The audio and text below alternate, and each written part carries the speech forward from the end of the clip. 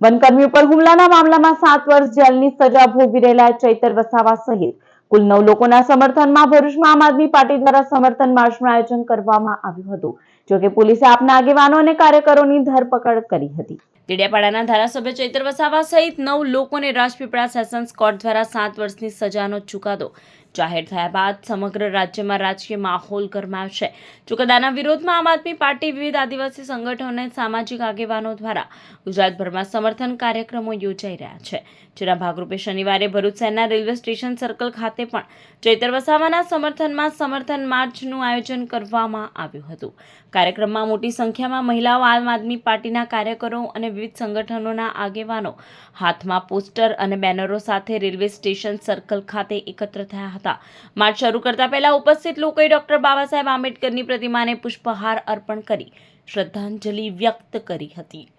પોલીસે માર્ચ આગળ વધે તે પહેલા જ આગેવાનો અને કાર્યકરોની અટકાયત કરી તેમને એ ડિવિઝન પોલીસ સ્ટેશન ખાતે લઈ જવામાં આવ્યા હતા।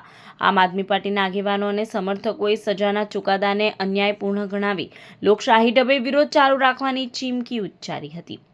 તાજેતરમાં જ ધારાસભ્ય શ્રી ચૈતરભાઈ વસાવા ઉપર જે કોર્ટનો જે નિર્ણય આવ્યો અને એની અંદર ચુકાદાની અંદર 7 વર્ષની કેદની સજા અને જે દંડની સજા કરવામાં આવી, એનાથી આજે ગુજરાતની જનતા આજે દુઃખી છે। ભારતીય જનતા પાર્ટીના લોકો ખુશ થઈ રહ્યા છે, પરંતુ આ ભારતીય જનતા પાર્ટી કોઈ ચૈતરભાઈને જે અવાજ દબાવવાની જે વાત છે એ વારંવાર આવા કાવતરા કરતા એવા છે કે ગુજરાતની જનતા હવે એમને ઓળખી ગઈ છે। અગાઉ પણ ચૈતરભાઈને 2 વખત એમને જેલની સજા આપી હતી અને એની અંદર એ લોકોએ કોર્ટને પણ ગેરમાર્ગે દોરી છે।